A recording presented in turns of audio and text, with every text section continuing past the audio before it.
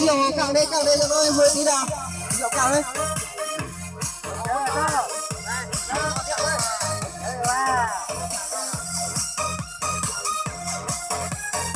Hải kêu mà vào cái rượu nào thôi đi nó tao mùi nhá. Tao muốn rượu ấy. Uống đi. Uống quay video cho vui uống đi.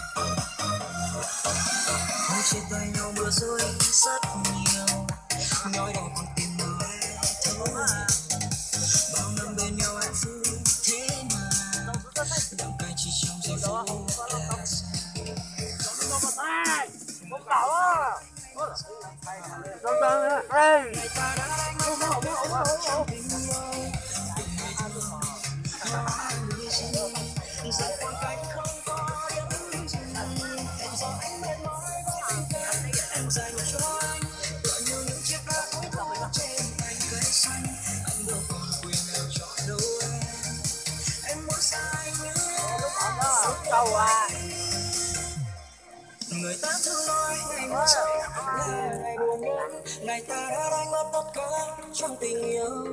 Từ người thường hóa người dưng, dần qua cách không có điểm dừng.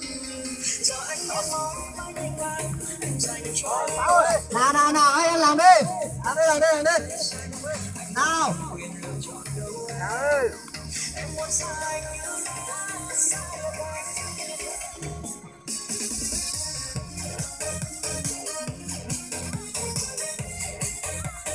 Rồi anh ăn mấy kẹo đi, anh đi ăn kinh nghiệm nào. Yên đi.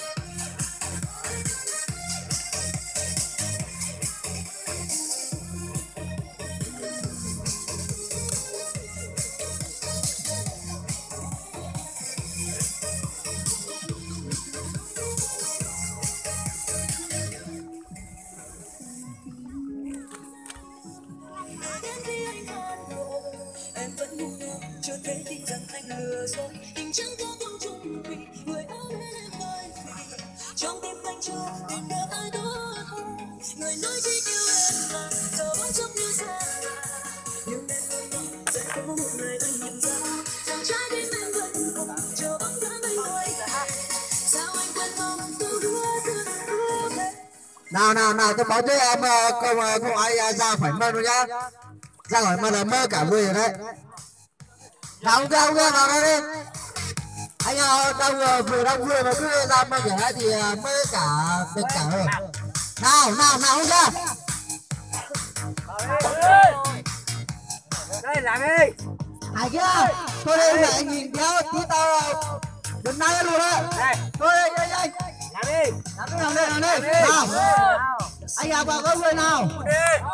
Làm đi. Anh em một thì em một càng nhá.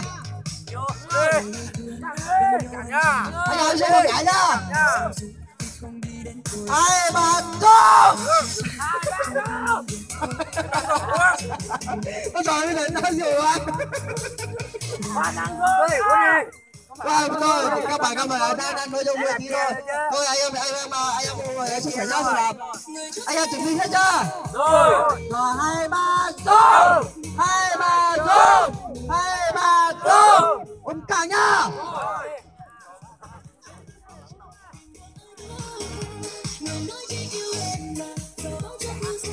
Cẳng đây, vừa rồi. Anh đi nghe chính cẳng đâu. Anh em ơi mới phải như thế như là 10 chứ bảo uống cạn đi. Thì cảm ơn quá không phải để thôi đâu uống cạn đi. Tôi phải ra. Ra rượu đi.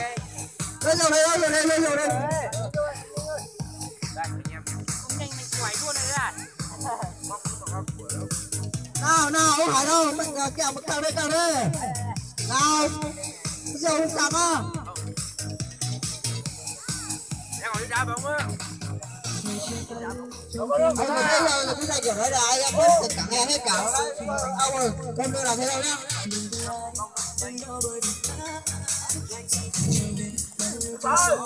Phải bắt đá cô. Em không thể nào được. Em một nữa đi.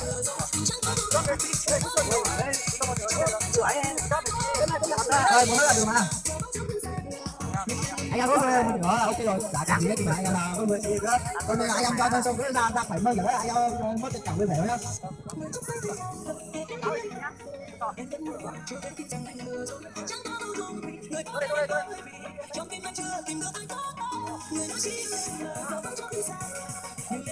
Ôi bây giờ có phụ là tao biết rồi mày không có sao bạn đâu trong đó bây giờ họ tao biết là cho sẽ đoạt cái này đâu đâu cao có đâu đâu đâu ra cho mình làm cái gì cho họ ta luôn này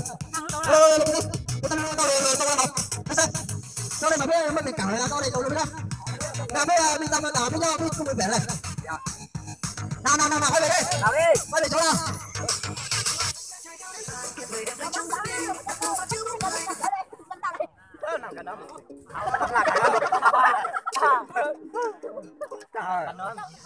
tao đây đưa cho một con nha do tôi hỏi một con đi em ơi đi đâu tao bây giờ không còn đây đâu chậm nào chậm cái tên mới anh em phải vẻ rồi nó không được đâu đấy thế mới phải tình cảm em rồi làm chiều nào đi nào em làm chiều đấy nào nó đâu không đấy cả rồi nào này chặt ra ôi tôi nha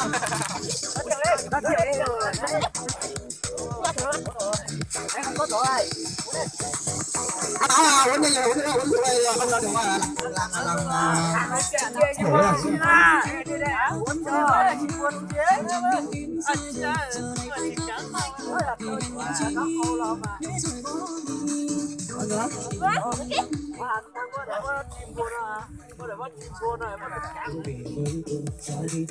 tao rủ ai để anh nói gì mày làm thành cái nhà nó nói phải làm thôi bây giờ con nói nhiều anh nói phải làm đi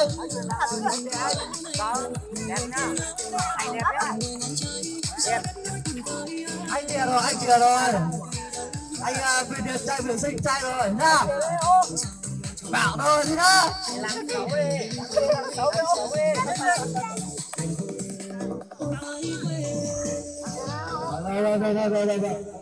bây giờ con than thôi sao đâu cái tay nó xanh à đã lùi luôn à Nên cầu giáo lúc anh nên cầu à nên cầu sao nên cầu à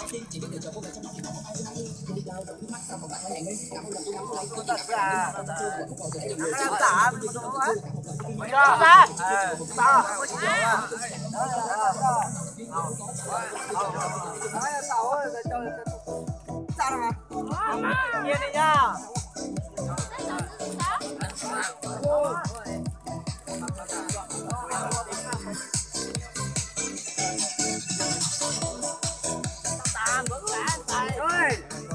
Từ quất từ là ăn đi.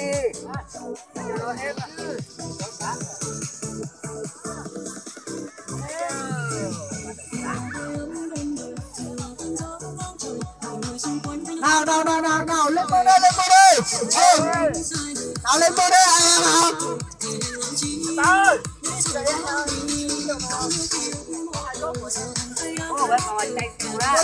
rồi đi nào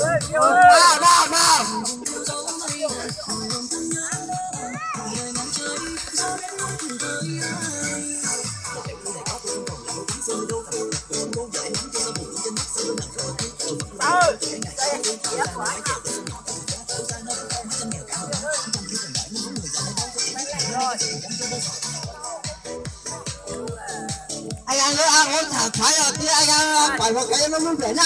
Rồi.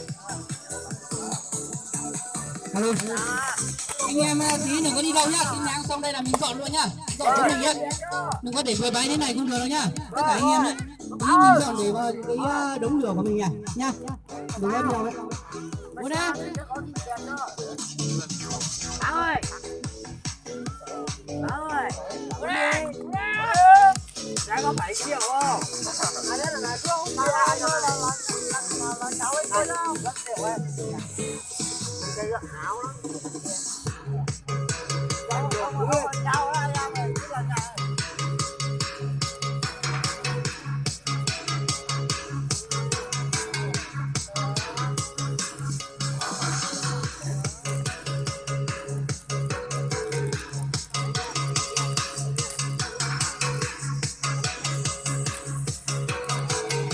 alo anh em muốn đi. Cái này là vui mừng. Anh em muốn đây nhá. Ok. Bây giờ thông báo với tất cả anh em về năm cũ đã qua, năm mới đã đến rồi, cũng gọi là năm mới sắp qua đó rồi. Thế là ngày hôm nay là ngày vui nhất của anh em mình rồi. Thì hôm nay tôi chúc tất cả anh em một năm mới an khang thịnh vượng, vạn sự như ý, sức khỏe dồi dào đấy.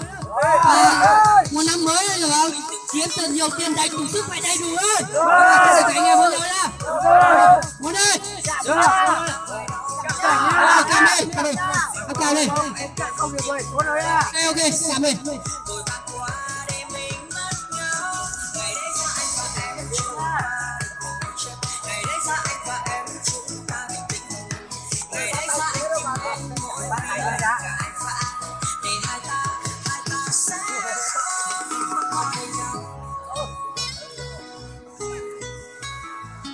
Alo. Chúng tôi đây, anh đi. Làm em rồi, muốn cô cho mà anh thì chết cả luôn á. Alo, còn rượu không nhỉ? Không đâu? Còn rượu không? Có đây mà, có đây. Tưởng như rượu hết vui chứ. Chưa, còn chờ.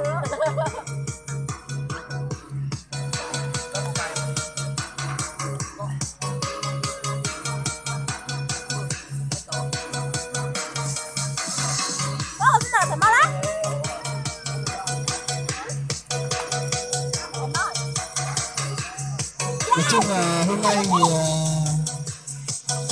em đến đây cũng không có cái gì rất với mấy bạn mấy bạn thông cảm nhé.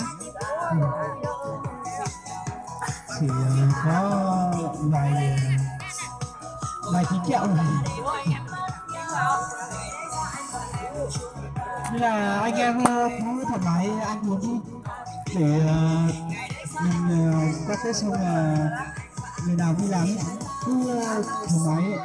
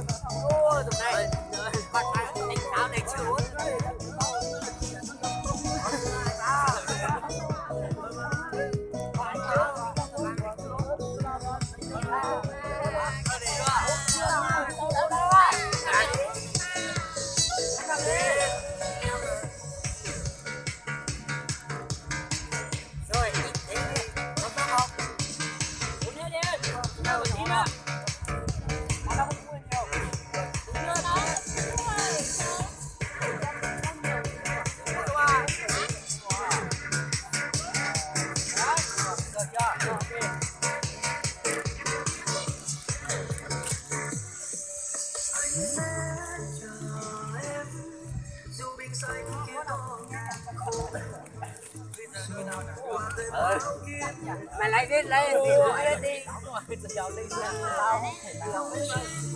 Không chở sơ à. Ra rượu vào ơi. Này mấy ơi.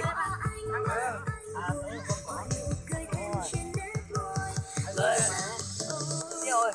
Cái này đó. Cho làm rượu à. Đằng đi nó còn có làm cái gì chưa?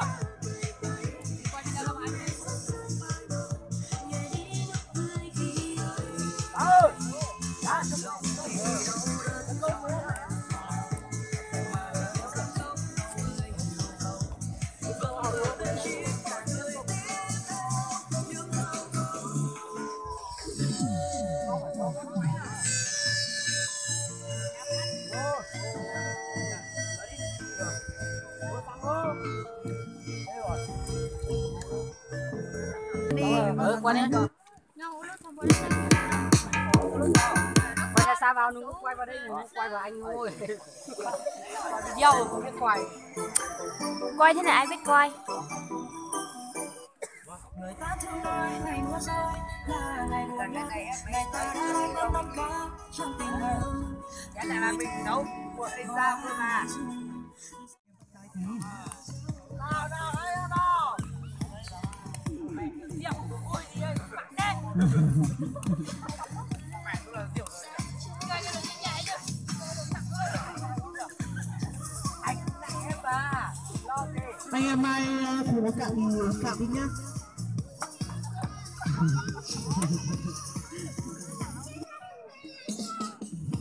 Tao buồn cười quá.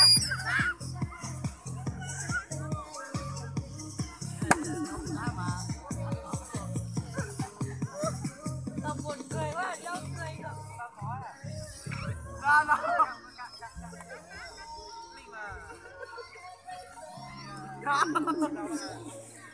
Nó ngồi cho đến ngoài quốc tế này. Nó vào đầu, nó ngồi nào biết không? Nó lạc coi.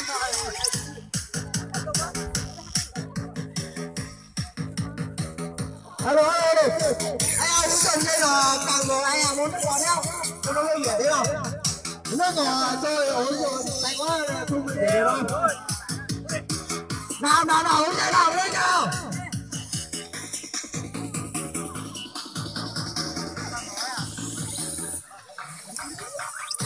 Nào uống cái này anh em ơi, xuống nước ngọt đây, nào cái nào?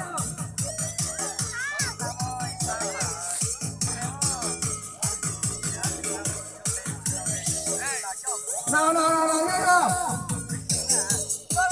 Đây. Nhưng mà mở lên, mở máy đi.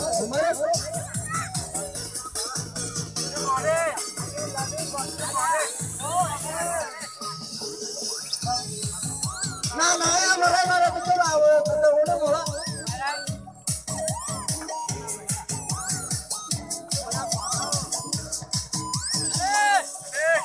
Nào thế nào? Con nhảy á, vào đây.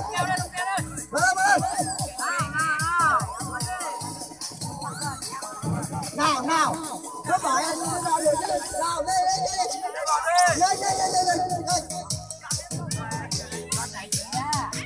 Nào nó ngồi đây, vào đây. Ôi vào đây. Này, nó không. Rồi là nó bảo đó. Lấy nó đi. Nó ngồi đây chân nào.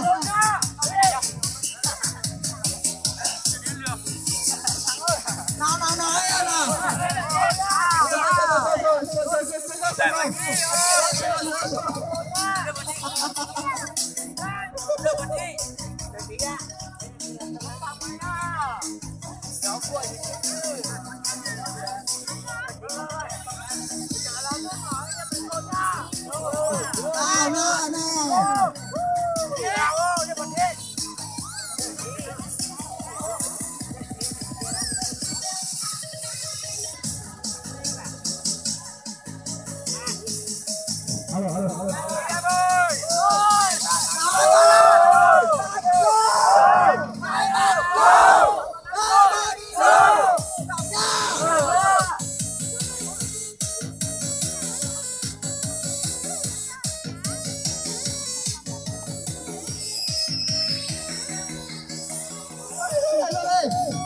Nào, nó mới là 2 giờ 3 giờ cho nó quay nào. Nào đi.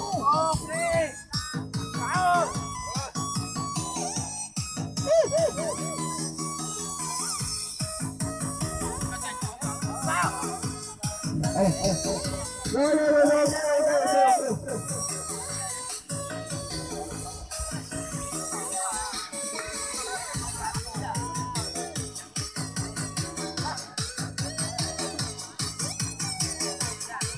Nào trên kia ai thiếu nước ngọt để lấy số này mua nhá. Nói này anh ở trên kia anh thiếu nước ngọt để số đây là có lên nhá. Anh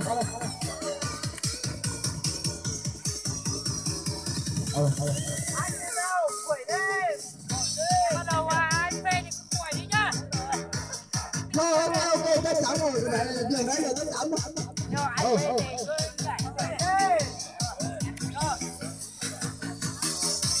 Rồi anh không nói chưa, anh em hôm nay anh em bảo mang thì mấy cái phụ nữ này cái vấn đề đó để phía anh xong thì dọn mấy cái đồ cho anh nhá, ok chưa? Để thế cho hỏi giờ đó, ok chưa? Được chứ, không phải là làm 10 bái đâu, tại vì mình nó khai vào mình nó khác nhá. Đây kia xong thì anh em cùng nhau xong là trả thứ đi lúc nào anh em mình cố gắng nhá, cho nó sẽ đánh sâu thì mình còn tổ chức nào chưa?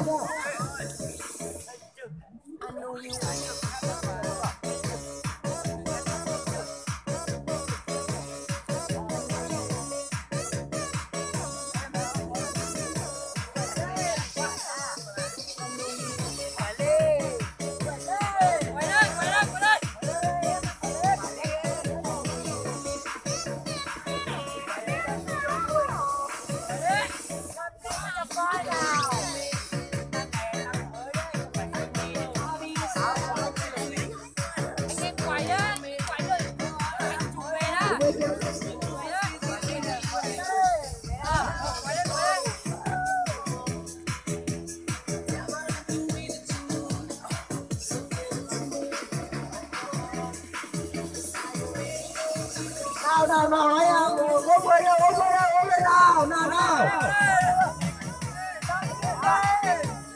lên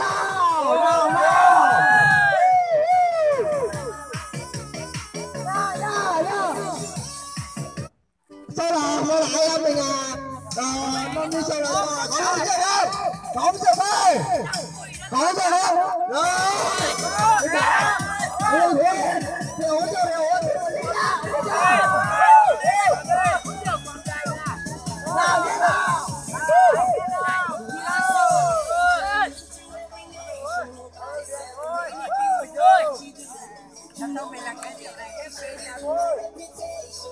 rồi nào nó một số là để đặt trẻ mà là đối với chú ý một cái là phải nhá,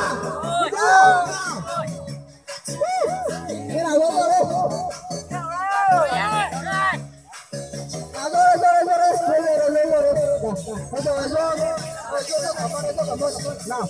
cảm ơn mấy người đi luôn, có ý rồi em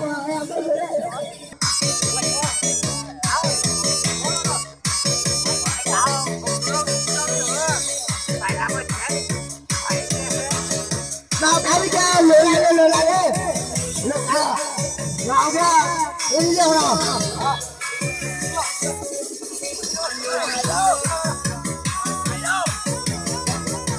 phải kia nào không quan tâm hết nó sẽ là này cả cháu lại hết anh mày ơi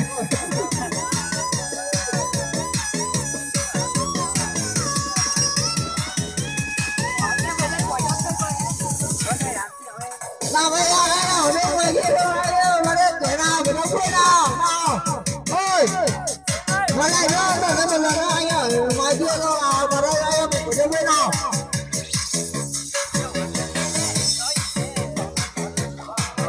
vào đây một lần nữa anh ở bên ngoài cho nào vào đây em phải thử cho nó quên nhá, ok chưa?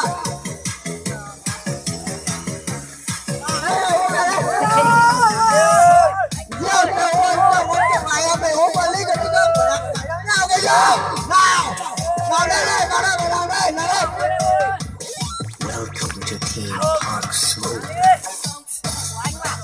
Nào. Không thấy đâu.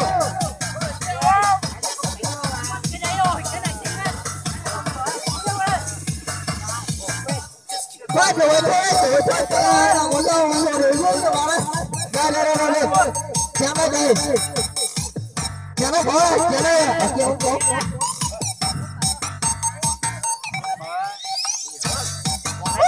Nào, ok chưa? Ôi trời, ok rồi. Please welcome to RNSG on the mix. Nói chung là tên năm mới này ông sai đâu chủ lại tự nhiên sẽ đó nhá. Anh đảm bảo với em mà anh ông không sai là không có sự việc thế nào, ok chưa?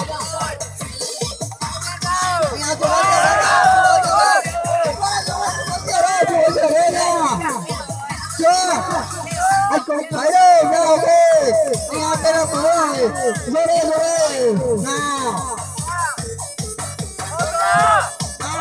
nào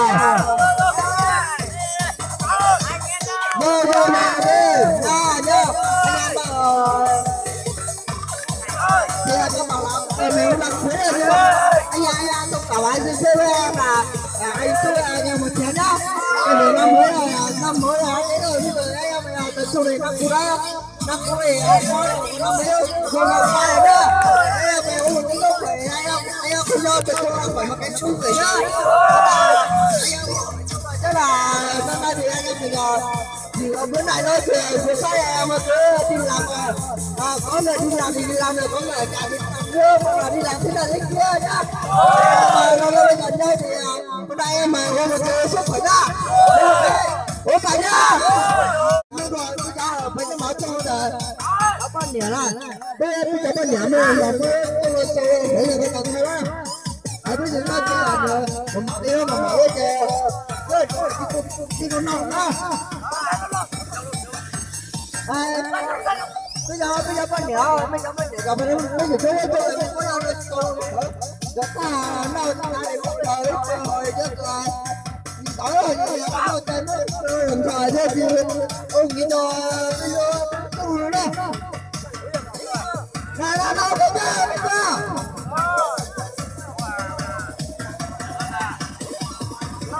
đâu rồi bây giờ cái cô ơi bây giờ nhá mấy cái ông làm cái lo tôi gọi nhá tôi gọi nhá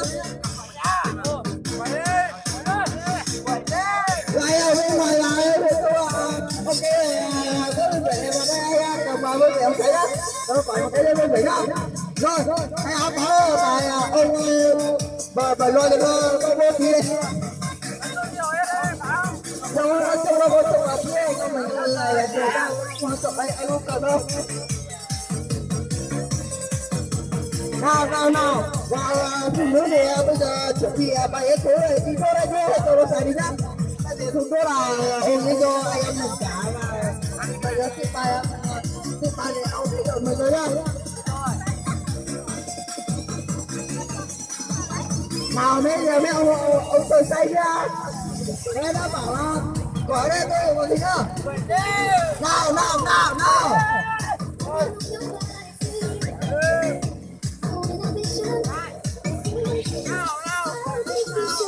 nào em đây quả nó quả lên lên nào anh ơi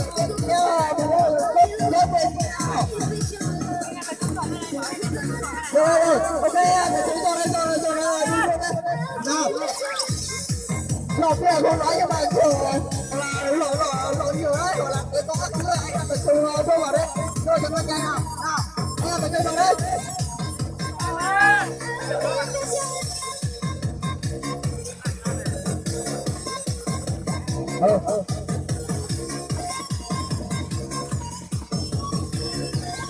nào thật sự đấy anh em lừa tay hoặc với bóng cái thứ nó phải tôi đấy nha